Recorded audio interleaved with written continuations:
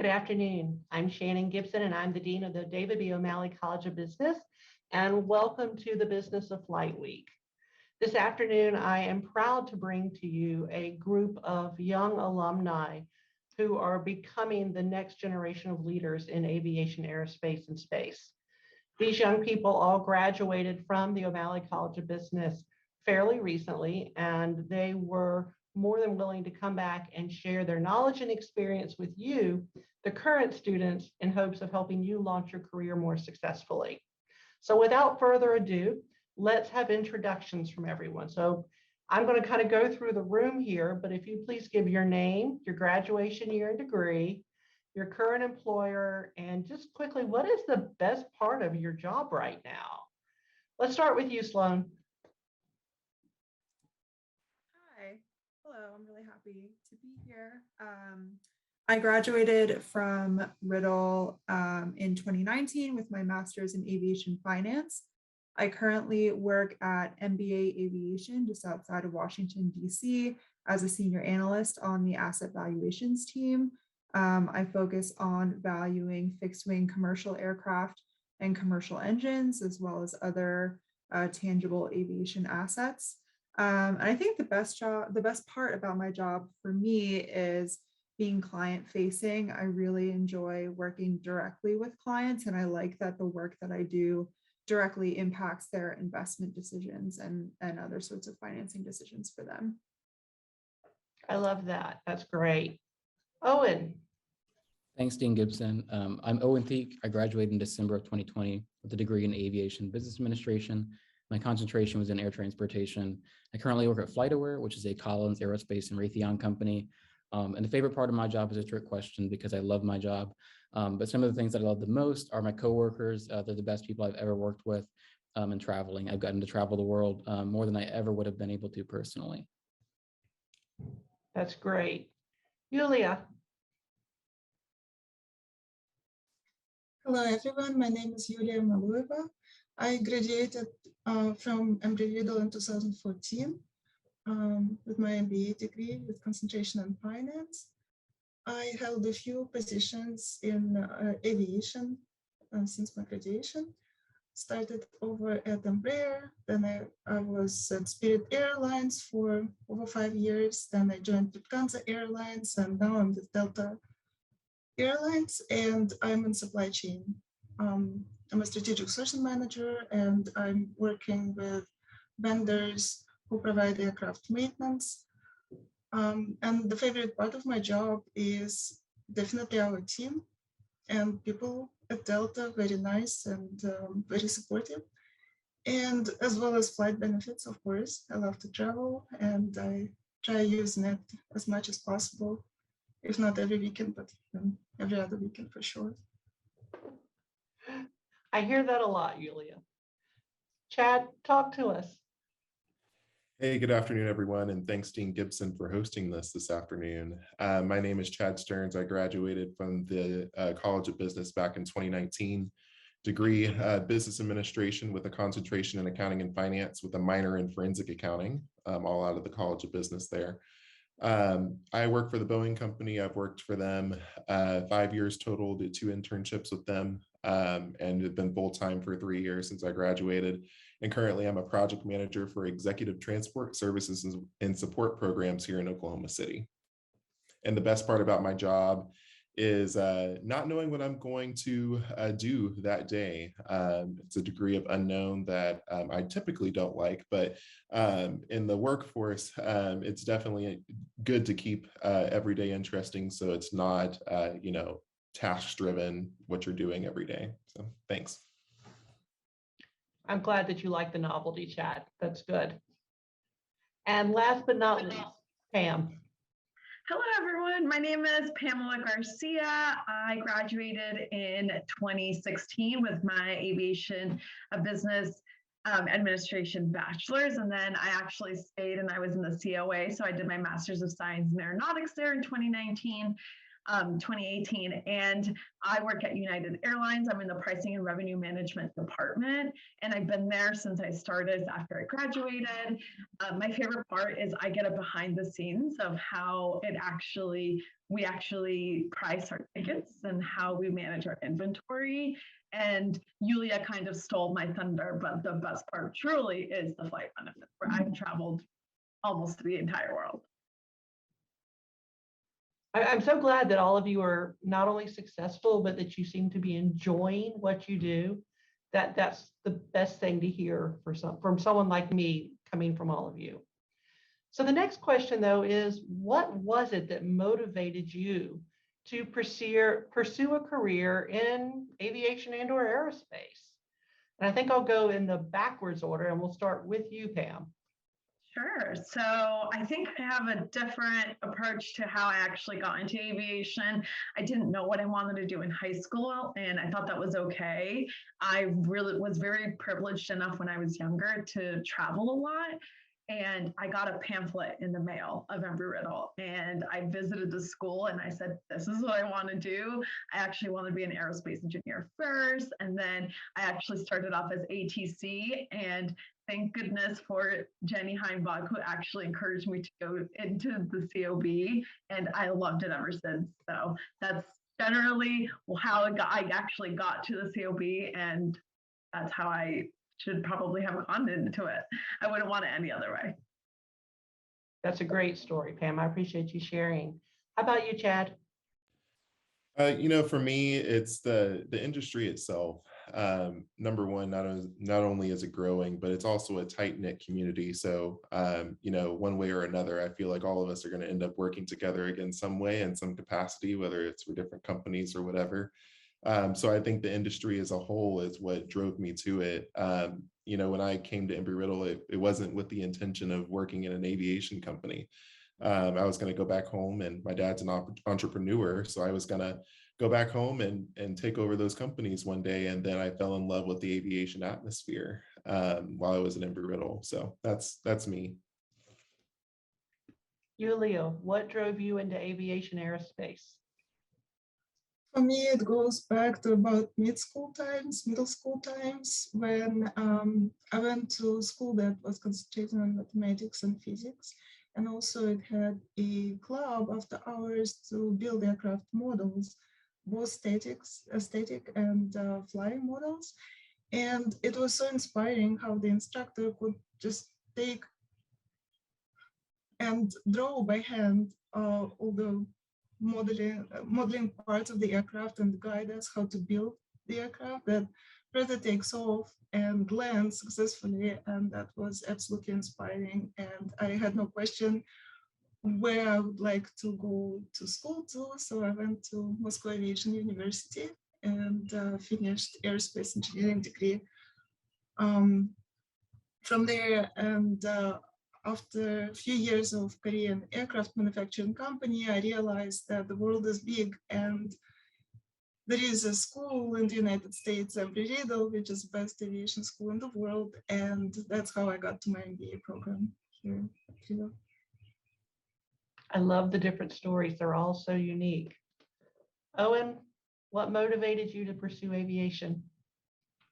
So that's an interesting question that I feel like I never have a great answer for, because there wasn't a clear moment in time. But when I was a kid, my mom would travel for work all the time. And so I always found myself at the airport or tracking her flights. And then once I started traveling, as a kid with family, or even during high school by myself to go visit family, aviation, you'll quickly realize, is one of the most complex and challenging industries to work in. And for those that know me, I really love a challenge. And so I felt like, wow, this is really interesting. This looks really challenging. This is something that I'm really interested in. And like to this day, I still get this like weird feeling inside of me, like when I'm driving to the airport or stepping on an airplane that I can't describe. And I just tell myself, like, I love this industry and I wouldn't trade it for the world, because airplanes are just so cool, and aviation as a whole is just so cool. And that's kind of why. And all of you are nodding, so that's that recognition there. Sloan, what motivated you to go in this direction? Yeah, I mean, I have a little bit of a different story in that I grew up in aviation. So I'm third generation aviation, in commercial aviation, actually, and also second generation at Embry-Riddle. So for me, it definitely was always something in my life, always something I grew up around and really enjoyed. I studied finance in undergrad, wasn't exactly sure what I wanted to do. And kind of when the decision came going to Embry-Riddle for my master's just made sense, and going into aviation made sense to me. And that's the thing, you go to the airport and you just get that feeling, and for me, it's like it's the airplanes themselves. Like I just love airplanes. So it was unavoidable, I think, for me. And it just made all the sense in the world, definitely. I love that. So I'm not going to call on one of you. I'll look for a volunteer. Who wants to tell me what was your favorite class while you were here and why? I'd be happy to answer just because I have a few answers. That's okay. That's okay. All right, so my first one is professional consulting, and that was because I was a part of the first group to launch that class on the Daytona Beach campus, which was, of course, Dean Gibson, you kind of led that effort, which was amazing for as a student to be able to have like real world experience and to work with a great team and to work with Dr. Heimbaugh so closely in a really tight knit environment and with another campus. But I think two other classes that were really my favorites were airline management with Dr. Alpagani, because I got to be the aviation nerd that I am in that class. And I don't think there was ever a time in my life where I was more excited for 8 a.m. in the morning, because that's what time the class was. And then last but not least is it used to be called BA 333, which was personal financial planning. I know it's offered, but it's like a different course code now, which at the time, Professor Ledgerwood taught it. And it's just so valuable today. I still read the book. I still, reference his materials. And I felt like I had like my own personal financial consultant like for a semester. And it was just, I think, again, really valuable for students like getting out of college with, debt or the challenge of finding a job, to understand that this is how, you should do things or consider things going forward. I like it. Who else wants to share? I can share. So for me, it was financial fraud auditing. I think it was 343 or something like that. Forgot the course numbers. They probably changed anyways, but Professor Pruitt taught it. And, I just never realized so many of the different ways that fraud can be committed. And it's the crimes that are typically like those quote unquote white collar crimes, right? Where sometimes they find themselves wanting to do that, and sometimes it's inadvertent. But it's always important to follow regulations and follow the law, more importantly, right? And so that just taught a variety of different situations as to where people found themselves, even some locally in Daytona Beach, right across the airport. So it was a very interesting class, and I learned a lot from that one. Ladies, do you have favorites you'd like to share? Sure, I can share my impression at least. I feel like every semester had its own flavor, or at least how I structured the classes to take together. So like, for example, some semesters were like finance and economics, and it's more data driven and more like finance oriented, because I did a specialization in finance. But then there was no separate program, so it was MBA plus additional finance classes and investment class. And some other semesters I would take a marketing and ethics class, and so it would be more social, more creative classes. I think on a personal level, investment class gave me a lot of knowledge how to manage money, not only on the company level or for somebody else managing somebody's funds, but my own money. So it gave me an idea how to invest and which programs to use, and not be too scared to do that, and have a share of the salary spent particularly on the investment. And just not to be afraid doing that. So Those financial classes, I hear the same thing from a lot of students. It's empowering to understand money, whether as a manager and its budgets or your own personal budgets. It's a big deal.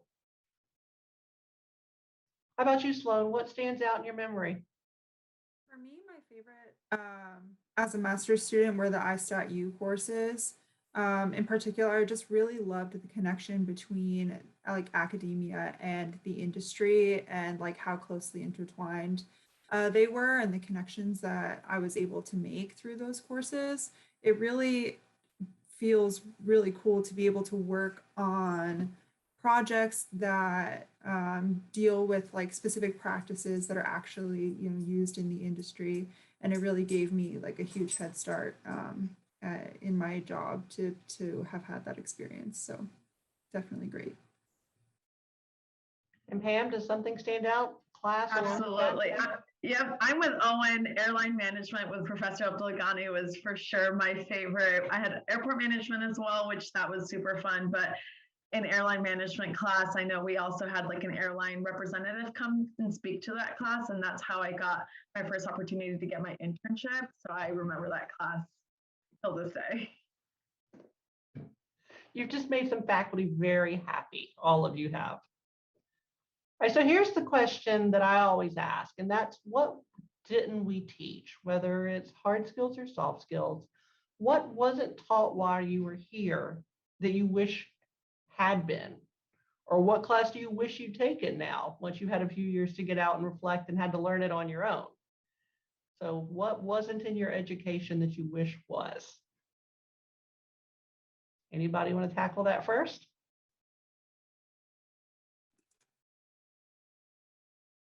Go, Chad. You're thinking Yeah, I about can't. it. I was about to say I saw I saw Switch, Slim here come we off go. at the same time, so I was like, I want to make sure. So I think we've touched on it too. Dean Gibson is defense contracting, and I know that you guys have a course now to sort of to help out students and alumni that want to go through that. I've been on the defense side of the Boeing company my entire career, so that was quite a bit of a shock when I was coming in and learning the different federal acquisition regulations and all of the variations of that FAR. That's different than the flight FARs. So it's all just so different, and it's a different world to get into. And if you're interested in defense, that's something you'll definitely need to know. Not hard to learn, but just something I would have loved to have had while I was in college, and glad to see that Embry-Riddle now has a course for that. Trying to fill the gaps, and it's because of feedback we get from people like you. Sloan, were you about to start in on that one? Yeah, a little different. I was going to say, and I know that it is actively being addressed now, but for me, it was definitely a lack of kind of data visualization and data analytics that I definitely found myself teaching myself, both during school and immediately after school in my job. Definitely a lot of learning on the job. And I know that it's being addressed now. It's just kind of reiterating like how important that is. And to be able to have advanced kind of Excel skills and advanced modeling skills going into the workforce, because you are expected to have those skills right away. And they can be quite overwhelming and difficult to learn if you haven't had the experience before in school. No, I appreciate you saying that. It definitely helps reinforce the changes to the curriculum that the faculty have worked really hard to create in the past really couple of years. It's been great. Who wants to add? What did you not learn that you wish you had? I can add. I mean, I don't want to piggyback on Sloan's answer, but I kind of work at a data company, so data analytics and data visualization is extremely important to me. I'd also wish I had had some like basic programming skills, which looking back now, it was kind of my mistake as well, because I remember Dr. Abdulghani giving me the advice of, you should maybe take like a class, like even if it's outside of Riddle, to learn how to like do some basic programming or coding, just to kind of learn, because it's really beneficial. And I probably should have listened, because now working at a data company where it's very engineering heavy, I wish I had the skills that I could have acquired when I was still at school to do that. The good news is there's lots of courses out there you can do. True. Yeah. Julia, go ahead, Pamela. I'm sorry. Go ahead. Not to piggyback right off of Owen and Sloan, who said the exact same thing. I mean, I just thought about SQL because I didn't even know what SQL was when I walked into United, and now I use it every single day. But data visualization is very important. I think something in regards to airline operations and just like what makes an airline run every single day. I feel like there's so many different components. Just to know what kind of jobs are even out there would be very interesting. So I feel like that would be very important. All good. Julia? Yeah, I could just add a little bit that while you're at school, it's really hard to find a focus to focus on because you kind of still don't know where you land exactly, like which company, or even whether it's an airline or a craft manufacturer or it's a consulting company. So it's really hard to grasp all the skills that are out there and they will be applied to different companies. So now I feel that yes, I should have taken more supply chain classes because now I ended up in supply chain. But before that, I was in finance and I was very happy with my specialization in finance because it was helping me a lot at the job. So you never know how the career progresses. And I guess that's the part of continuous learning that we go through. It never stops with the graduation, it always goes on the entire life practically. No, I love that you say that because one of the things that's important to me is that we instill not just a passion for, but an understanding of lifelong learning, right? Because I don't know anyone who gets to walk away from college, hang up their books, and say, all right, I'm done. I've learned all I need to know for the rest of my career. It just doesn't work that way. But I also know when you walk out the door, some students are so burned out. They're like, I don't want to learn anything. I want to take a long nap. I'm tired of school. And you might get a little pause, but usually not very much of one because at Owen's point, you start your company and it's just coming all at once and you've got to get caught up. And so, but I do agree that lifelong learning is huge. So most of you were gone before I got here. So all of you except Owen. So I can't comment on what type of student you were. Did you have a little too much fun or maybe you were too studious? I know I tended to have a lot of fun in college. But my question to you is if you could give advice to your college age self, what advice would you give yourself now about really getting what that you should out of both the college knowledge and life experience? What advice So would you give your younger self? I like really love this question, just because I graduated like not too long ago. It still feels like pretty raw leaving the university, because you don't realize how attached you are until you leave. So my advice would be to all the students is enjoy it while you can, because you get to college and you can't wait to graduate. But then once you do, you look back and you realize that college was the best time of your life. I mean, I would pretty much give anything to go back and take classes again, or have one more chance to work at Miss Janine's desk in the Dean's Suite, or have one more advising appointment with Miss Patrick, or sit in Dr. Heimbaugh's office and just chat about life because she's like, my school mom, or, to teach one more BA 101 class with Dr. Cheatham. Like, those are all things that I will never be able to do again in my life. And I feel like I took it for granted when I was at college. And so I would say enjoy it while you can, and enjoy the people that are around you, while you can, because it's tough to leave. And like, my favorite people are in the O'Malley College of Business, and I went to school with, and I'll never get a chance to, walk out my room door and see Chad, RA Chad, standing there in the hallway, telling us to, mind like we should, or to hang out with Oko and the COB in the, in the RFID lab until midnight again doing homework. Those are things that you don't get once you leave. So I would stress they enjoy it. Yeah, and to piggyback off of that, Owen, I was going to say the exact same thing as one of mine. I'll put this in a flight analogy because I think we're all aviation people on the phone. When you're a new flight student and you're trying to learn the airplane, one common tendency that a lot of pilots like to do is to look down at the instruments. And all my advice to everyone on the phone is to look up at the horizon, look and truly understand what's going on around you and take it in and take any opportunities that come around. For me, I was more of the type that I was an SGA, I was involved in the College of Business, I was doing all these other things that I like Owen, like you truly don't know until you leave what we're saying. But just look up at the horizon a bit and enjoy it for sure. And then the second thing is to network.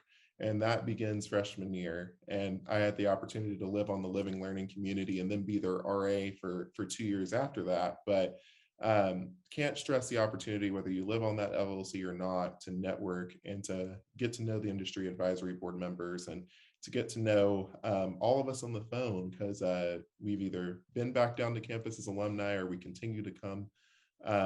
And that's how you start building your network from there, and you never know who you can be introduced to. So those are my 2 pieces of advice.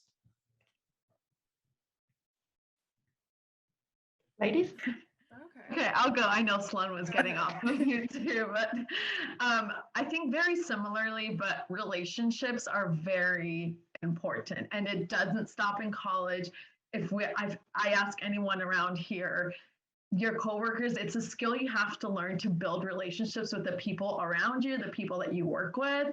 And I think that's very important. So it's a skill that you should try to build throughout college. I feel like it's a little easier in college. Everyone's all kind of on the same boat, but even try it with your professors. Get to know your professors outside of the class. If you have 5 minutes before and you sit there early, I think it's important to get to know them as people, as humans, not just like as a professor. It truly makes those moments memorable if you look back at it. And I think that's something that I did a little bit of, and I wish I had done more of, just looking back. And yeah, I miss college, and I feel like everyone's kind of on the same page with that. Yeah, I definitely agree with what everyone has said. Coming back to campus this week felt really great and really kind of strange at the same time, because it does kind of feel like yesterday, but it also has been a while and a lot has changed. But it definitely is some of your really great times and really great memories. And one more thing I would add would just be to try a lot of different things. I think trying different electives, maybe outside of your major, different classes, joining different groups on campus helps you to meet people, but it also helps you to kind of focus on like what it is that you want to do and help you find your path and take advantage of opportunities around you. So, but all of that comes back to just meeting people and finding things that you enjoy. Yeah, I just wanted to add to what everybody was saying, that one of the most stressful experiences, I guess, through school was recruiting process. And for grad students, it's not a lot of time between you start the program and when you start recruiting for a job. So it's really just maybe a year, and then you should start focusing on that. And for me, it was a lot of anxiety around that process. And if I could tell myself when I was a student that it will be okay, don't stress too much about it, do your best and prepare for the interviews. But in the end of the day, whatever happens, happens. And there will be a lot of no to your applications, and don't take it personally. It's just that it doesn't work out with this company, and you just maybe the team is not right for you, or the job is not right for you, because recruiters know best and they know whether or not you will fit. So don't take it personally that you're not qualified or you're not good enough. It's not quite true. It's just that you're not working out for that particular role with that particular team. That's why you're not offered that position. But it was really hard back then when you're applying for hundreds of jobs at the same time and listening to their no's like every day, a few times a day. You just hear the same thing over and over again, and you start questioning yourself. So I would love to tell myself back then that it's not about you, it's about you finding the right fit for yourself. And it takes time, and in the end, it always works out, and you always get the best role, or best position that will fit you and that will help you grow into something else. Julia, thank you so much for saying that, because as you recognize, it is now that time of year. And I know from talking to my students how many of them are stressed out, that the frustrations of the applications, and there's dozens of them, and they haven't gotten a yes to an internship, or they haven't got a yes to that permanent job, is really stressful. So I think maybe they'll believe it coming from you when they don't believe it coming from us. So I appreciate that. And Sloan, I have to kind of maybe. So I could quickly share my story, how I was finishing school and I was an international student. So I was looking for a job as an international with the sponsorship program. And I finished school in August. So I had just about a month and a half to find a job. And I was applying and sending hundreds of resumes a day and just going through multiple interviews a day as well. And at the very last, maybe last 2 weeks that I had left of my optional practical time, the period that you have to find a job, I got offered a position at Spirit Airlines. And that was a great experience. That was just right job for me because I just finished MBA with concentration in finance, and the position was in finance, and it helped me grow in the aviation and see smaller airline from inside and have so much exposure to business operations. And in the end, I took a position as an engineer and could leverage my previous degree in aerospace engineering and get through sponsorship and have a great exposure in aviation and further grow into different companies and roles. And yeah, it's never the end of the world. It always works out. You just need to be very patient and believe in yourself, believe in your best role waiting for you. Thank you. Those could be hard stories. I really appreciate you trusting and sharing it. By the way, audience, it's a great time to start typing questions in the Q&A at the bottom of the screen, because in a few moments, I'll be looking for your questions besides just mine. Sloan, I do have to tell you a funny story, though, that your sharing made me think of. We had a freshman student who was a wonderfully bright, precocious student, just like most of our freshmen were. But this is his spring of his freshman year. And he said that during his fall semester, he was so excited to get involved. He joined something like 15 student organizations in the fall of his freshman year. I think he's backed off a little, but the truth is he's having a blast, right? Everything from robotics to business aviation to all over the place. So I think that's what you call expanding your horizons. So one of the great things about your first position is that sometimes the lessons we learn are the lessons that come from hard knocks. And it's really easy to tell the pretty story of all the wonderful things. But I'm going to ask you guys to share a little bit deeper and maybe talk with us about a lesson you had to learn the hard way in either your first or second or third position. Tell me about a time where maybe you made a poor decision or made the wrong call, and what you've taken away from that and how it's changed how you've gone forward, how you grew from it. So anybody willing to share on that one? I can start. So I think that I was very close to making a very bad decision. I had an offer from United, and I had my eyes elsewhere, and I was not even caring about the actual offer that I had on the table. I only had my eyes on a different company, and it was not beneficial at all. And I feel like I did not do the best in building those connections with United overall initially.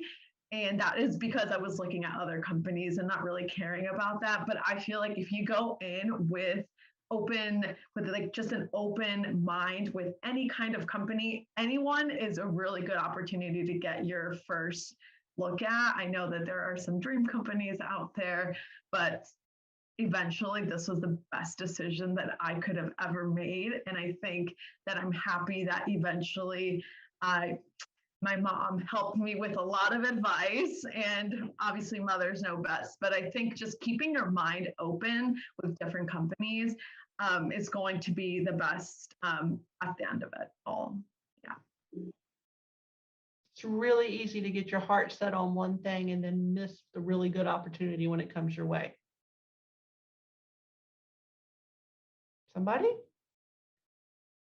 This is hard. I'm asking you to be humble, but I know each of you learn and are fair. I can go next. I don't know that I ever have made it like a true mistake in the workplace that I've regretted. I certainly made some decisions in college that I regretted, but I would really kind of echo Pam's sentiment about being really focused when you have offers on the table. I'll say that I would encourage people on the call to never take a job offer because of money, because it's not all about money. You should take a job that's rewarding and is a place you like to work and a place you know you can grow and you can thrive.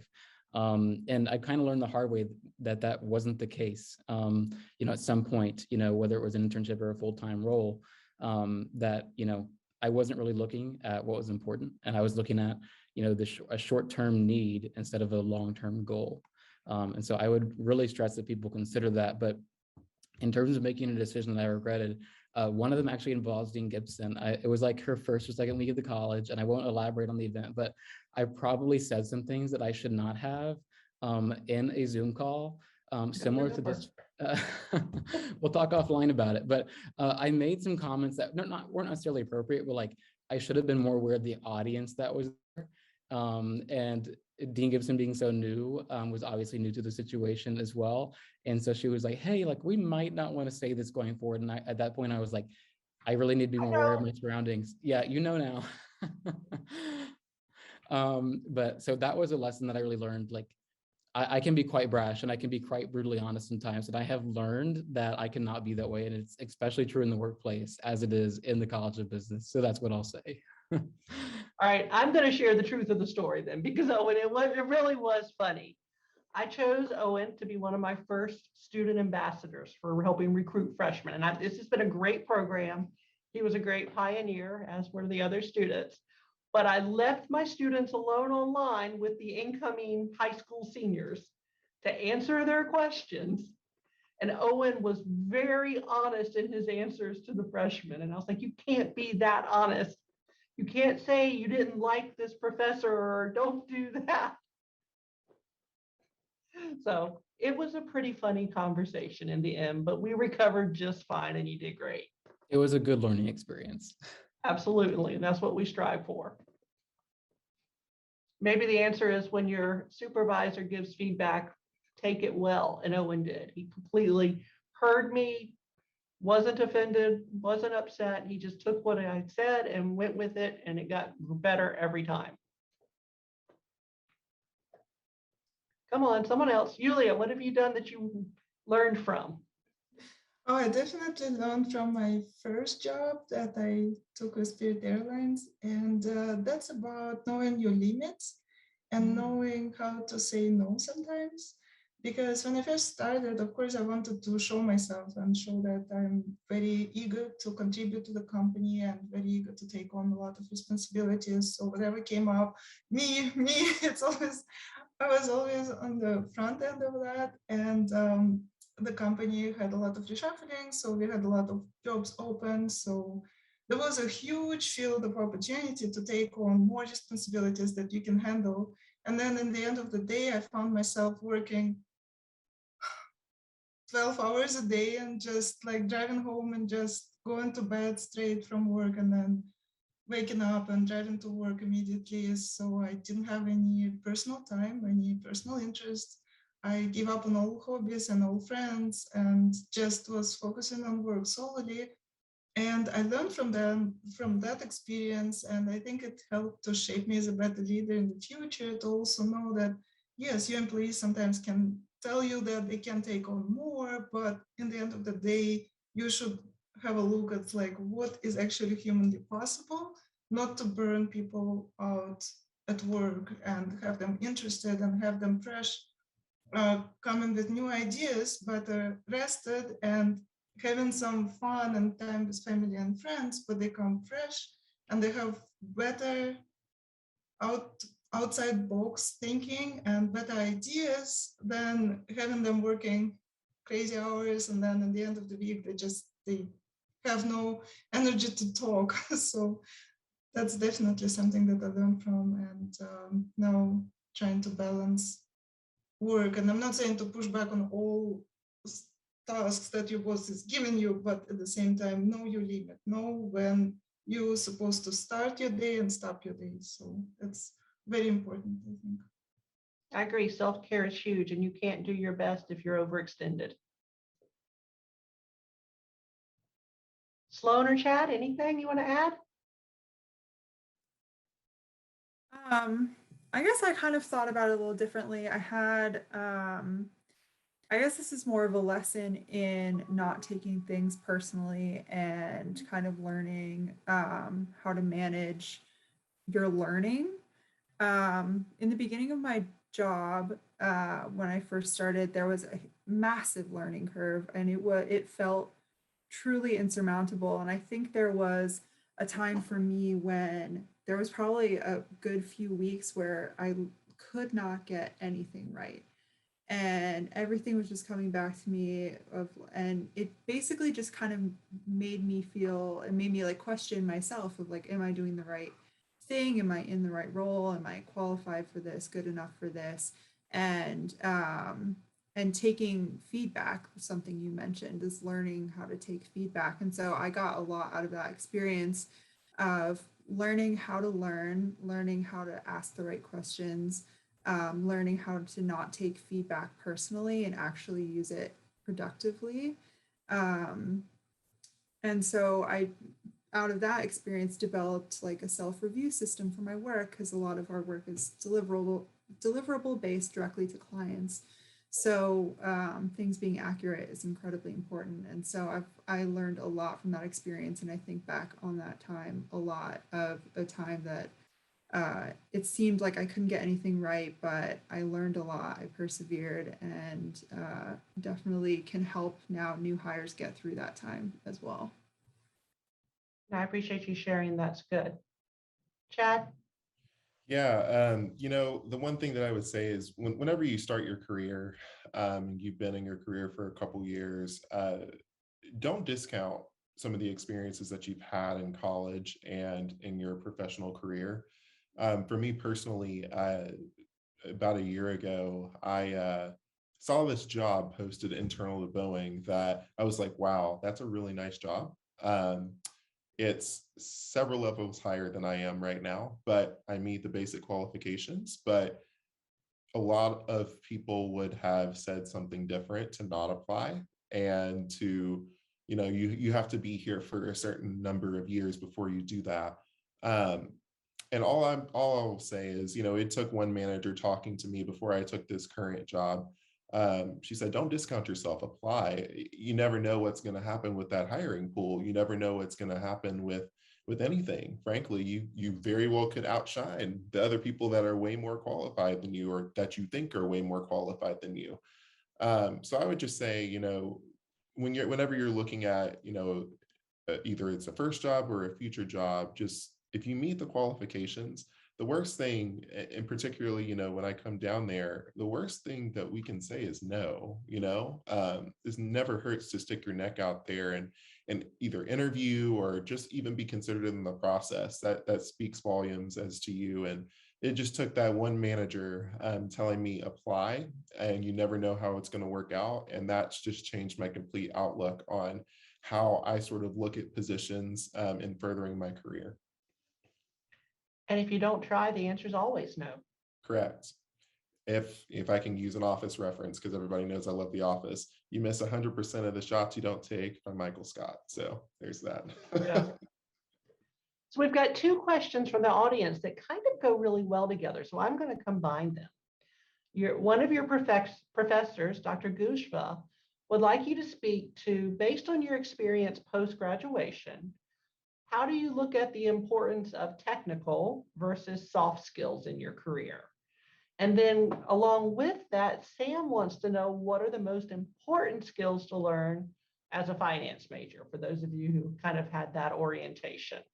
So technical versus soft skills, and then any specifics on finance that any of you would recommend. So I can start off real quick.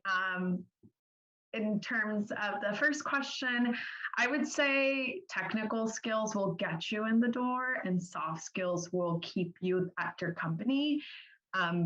You constantly have to work on both, but at the same time, I feel like getting those interpersonal skills, those soft skills, are vital to keeping you for your career, for wherever it wants to take you, and for as long as possible.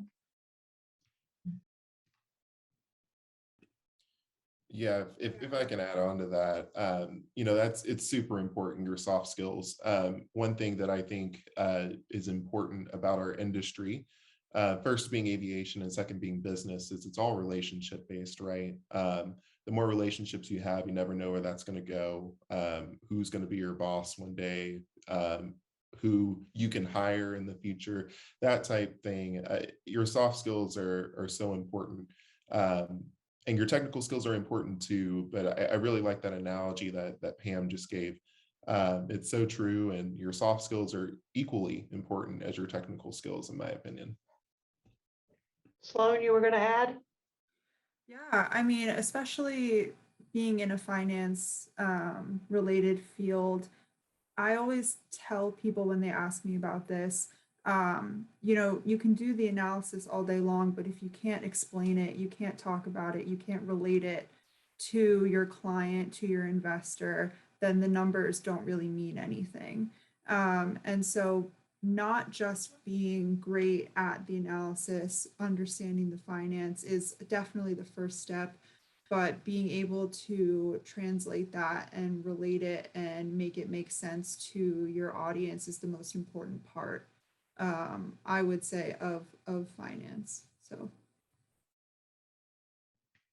Julia, I'm going to ask you, because you came to us with that truly technical background, that background in engineering, and then added the MBA, which I've always said is a fabulous combination.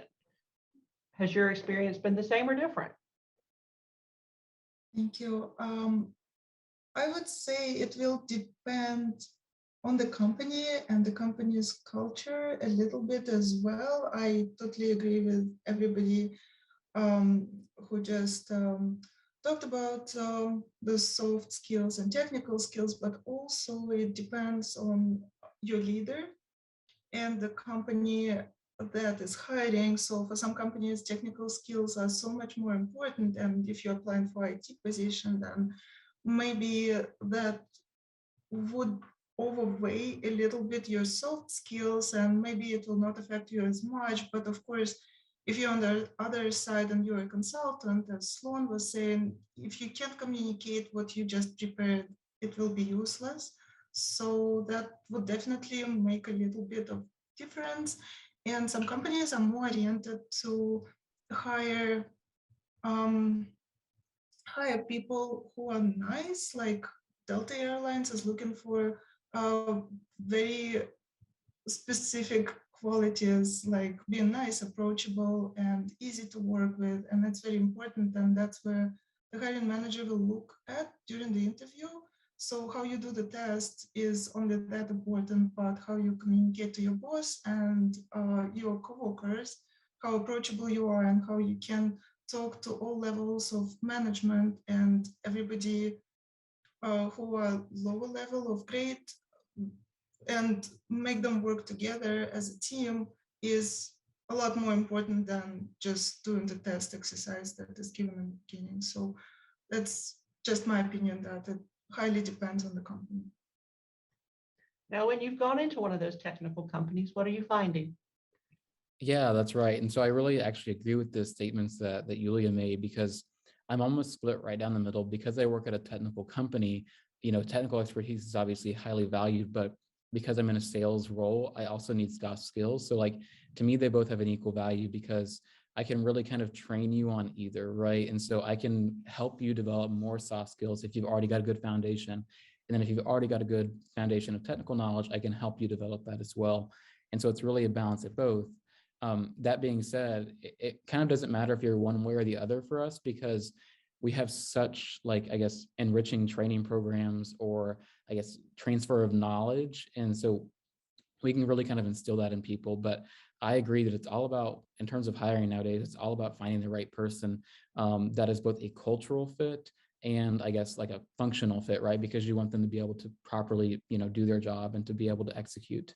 But interestingly enough, I think, Dean Gibson, the one thing that I've told you and Mary Lynn a lot is, you know, we debate as employers about skills a lot, and whether soft skills are more important or technical skills are more important. But we found ourselves, especially here at FlightAware, now on the argument of, we actually value aviation skills more than anyone else, because the candidate with the most amount of aviation knowledge, regardless of your technical or soft skills, is going to be the best candidate for us, because it's so much harder to teach aviation than it is any technical or soft skills. Good observation. So each of you have been with your organization long enough now to have experienced at least some type of downturn, be it pandemic related, be it geopolitical at this time. I'm going to give you a chance to brag on your respective companies if you like. What have you seen them do that you've been proud of or that you thought was highly functional or highly adaptive that helps all your companies be the leaders in the industry that they are? I can start with this one. So obviously with the COVID pandemic, it took a downturn on a lot of aviation companies, industries in general. It wasn't just specific to aviation, but just companies in general took quite a hit. One thing that I really appreciated about Boeing was they kept the intern program going. They had already made those offers in fall of 2019, and they honored those commitments, and they continued doing that internship in 2020. We need the people, and it's great to get these students in to intern and learn and be the future leaders of the company. So that's one thing that I really appreciated about my company, and that intern program has gone unaffected since. Numbers might have changed, yes, but overall, that intern program was still there to where they were able to learn and gave us a chance to mentor those new employees coming into the company. I was very appreciative of them doing the same when I arrived. Mhm. Others, bragging points for your companies? I love to brag about my company, so I would love to join in. So United Airlines just got put on the Times 100 companies for this year. A lot of that came from our CEO requiring the vaccine mandate for the employees before anyone did. And I feel like being the first is sometimes really hard, but I feel like that was such a big step, and a lot of we were very prideful of that. And also a lot of specific my leaders for my department that I'm very proud of is that we've actually opened the conversation of mental health. There's a lot of things that are always going on around the world. And if we are currently watching the news because there is a war going on, we are able to just log off for the rest of the day if we really want to. And I feel like that truly is something that builds a culture into every single department at United, where it's truly important from an employee aspect to actually have time to think about your mental health, because I feel like it used to be a stigma, and now it's we're having open conversations about it. Julia, Sloan, Owen? Yeah, during the pandemic, working in a consulting type company, it's a little bit different. We were affected in a very different kind of way than a lot of other aviation companies were affected, especially with appraisals. We actually grew pretty tremendously during the pandemic. But our mindset really shifted towards being able to support our customers, being able to support the airlines, get access to financing and funds through the CARES Act, being able to help with other sort of financing needs for our clients, and just kind of really being available to them and being flexible with them and helping them be flexible with their financing needs to keep themselves afloat during the pandemic was really a big focus for us. And growth as well. And now with everything going on in Ukraine, we have been working with our customers as well to try and help them figure out what to do with their aircraft that are trapped there, and basically just be available to our clients. So definitely consulting firms and appraisals saw a large uptick during the pandemic. We were incredibly busy, which I'm incredibly grateful for. And I understand that that's a huge privilege to be working at a type of company where we didn't have those kinds of problems that other firms were dealing with. But we were also able to help our customers stay alive and help them access what they needed to continue doing what they do best. Yeah, Good I have answer. Oh, sorry, Dean Gibson. I have a bit of a different perspective, I guess, because COVID started actually when I was at Embry-Riddle still, because it started in March of 2020. I graduated in December of 2020. So I kind of can brag about both Embry-Riddle and about the company that I'm at currently, which is FlightAware. So I think number one, Embry-Riddle handled COVID very well. Dean Gibson started in April of 2020, of course, so she also knows this. But going home for COVID in March of 2020 was, of course, difficult. And, they made it clear throughout the summer that we were coming back in the fall. And that was something that was really important to me, as a student. And so they made sure that we did come back in the fall, and we did so safely. And there were little to no issues at all. And so I feel like that was something that we, really could be grateful for. And they still hosted events as much as they could, like the Career Expo and things of that nature. Now they may have been in different formats, but nonetheless, it still happened. And so that I was really appreciative for. And now being hired during COVID is, of course, a whole new objective for a lot of people, as we're still living, through the tail end of the pandemic here. And I've been with two companies since COVID has started, but I think more importantly at FlightAware, even though I was just hired in July of 2021, I've been talking to my boss since I was a student at Embry-Riddle. And so it's a kind of a long journey to finally getting here. But and while, they weren't hiring when I graduated because of COVID, he stayed in touch with me. And then it was eventually, the right time and the right place. And, I was able to join the team. And so that I'm super appreciative for, because even the companies that weren't able or, couldn't at the time because they wanted to make sure they could maintain their bottom lines and keep their employees on staff, they were still, encouraging people like myself to stay involved and to stay in touch, so you can achieve the goal that you have. Really nice. Julia. Yeah, it's really hard to overestimate Delta's contribution to all crises responses, as it is on the front row all the time. And with COVID, Delta was one of the first airlines to put the mask mandate before it became the federal law, and then it was driven by that. Also, I'm very proud of the way of communication, and always be upfront with the passengers and communicating that the changes has taken place, so they come prepared. And on the back end, of course, cleaning the aircraft, disinfecting, and making sure that the virus is cleaned before the passengers come on the aircraft, of course. And also caring about the employees. Of course, we all offered free vaccinations and also free tests delivered to the house, so you don't even need to go anywhere. So you can just log in online and do the test. If you feel like you might have some symptoms, then you don't need to go to work. You can just test home and figure out if you should stay home for good reasons. So the communication is a big part of it, also internally, so employees know what is going on and when exactly masks are required and not required in the office, so we don't have questions about safety. And we have a lot of newsletters coming through about it.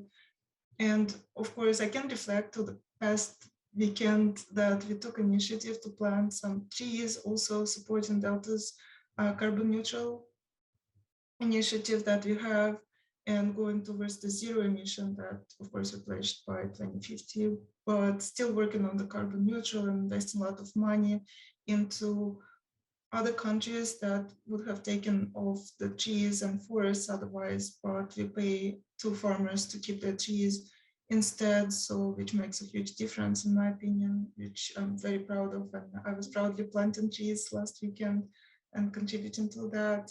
And of course, with the current war that is going on and the inhumane situation that is happening inside Ukraine, Delta is also taking initiative to collect some funds and send the goods closer to the border to help the refugees and help people who basically now left without a home, without goods, without anything. So just like Delta has initiatives for military program support, that we would send some non-perishable goods to the missions, the same initiative takes place to support people who were affected by war and refugees who need help the most. So what I just to hope name a few. just to name a few. What I hope this conveys to my students is what an amazing industry this is. That every company has attributes that appeal to and reinforce your decisions to be there. You are the best ambassadors for these companies when they want to come recruit, because your stories are what resonate. So I hope they don't ever question that. So we're almost out of time, but I've got a bunch of questions. So I'm going to give you a choice. This is an either or. You can take whichever one you want for your last question, but I'm going to pull them from two of your faculty. So Dr. Zarb says, what's your best nugget you would give to an incoming freshman? And Dr. Tinoco wants to know, where do you see yourself in 20 years? So you can take either one. Who wants to go first? I'll go first. I'll take the first one too. So incoming advice for freshmen. First of all, if you're a business student, join the living learning community and live there. The networks that you make from there and working with Dr. Heinbaum, Ms. Patrick, invaluable experiences. Would not have changed that for 3 years at college. And then the second thing is to get involved, and that goes for all students, no matter if it's something in the College of Business, Aviation, student government, whatever it is, to get involved. I can go next. I'm going to kind of answer both in one question. So like my best nugget of wisdom for a freshman is, of course, to get involved, like Chad said, because it's really important that you do. But more importantly, my take is get involved in the College of Business, right? Because there are so many opportunities for students to become involved and have an impact and work with Dean Gibson and the staff in the College of Business to make great things happen. And so that's what I would really encourage people to do. I would also encourage freshmen I would say to freshmen that it's okay to know what you don't want to do in, the next 5, 10, or 20 years. Because in reality, myself, I don't know what I want to do in 20 years. And so there's always uneasiness and there's always thoughts about, what's next. But in reality, you kind of have to play it out as it goes. And then the last piece of advice would be network. I got my current job because of networking. Actually, a business leadership council member helped get me my job today. And so it kind of shows you that not only being involved in the COB, but networking pays off. Ladies, where do you want to be, or what do you want to pass down? I will take on the second question about the 20 years from now, because I felt very interesting when I read the question. And basically in 20 years will put me very close to my retirement. And, and it's scary and interesting at the same time. And I was thinking about it, and ideally in 20 years, I would love to pursue my PhD degree and become a professor and share the industry knowledge that I acquired during my lifetime. And with different companies, I had exposure to different airlines already, and now growing with Delta, of course. So at the end of my career, I really would love to contribute back and share the knowledge and expertise with the students and shape the next generations of leaders in aviation. I like it. Sloan? You stole mine, Yulia. I want to be a professor really bad. That's definitely a long-term goal of mine for sure. The professors definitely have made a huge impact on me in my life, and definitely made me feel like that's something that I could do to give back in the future as well. I guess best nugget of wisdom, I really just have to echo everything that everyone has said. Get involved. It's incredibly important getting involved in the school. I know I wasn't really involved in the school, and it really made all the difference in my time there and the connections that I made. And again, yeah, my connections got me my job. And in this industry, that is everything. So definitely just take opportunities that are available to you to network, to meet people, to go to different conferences, because that realistically, blind submitting job applications is a lot harder way to get a position than knowing somebody. So yeah. Pamela, your last word before we say goodbye. Great. I would say study abroad if you can. I don't know how the rules are right now. Study abroad was probably my favorite activity I did in college. Try to have an up-to-date resume as you as routinely as possible. And where would I like to see myself? I would like to be a people leader in 20 years, and hopefully still have flight benefits so I can still fly around the world. And to answer Jay's question real quick, yes, I'm still a diehard LA Galaxy fan. No, I will not be an Orlando City fan. So it was brought up, I'll just close with this. Tomorrow, April 1st, is my 2-year anniversary. And I just want all of you to know how much I appreciate you. You've been part of my journey during the past 2 years in varying degrees, but I've been so blessed to get to know each of you. And I'm very thankful for how you now reinvest your time and talent in this college and making us better and helping the next generation. And so with that, thank you all. I look forward to working with you as we go forward, and I wish you the best for the weekend. Thank you so much. This is great. Thank you. It's a Have a pleasure. great day, everyone. Thank you, everyone, for joining us. I hope you've enjoyed this as much as I have. I feel like this has been a conversation with my young friends. So have a great day.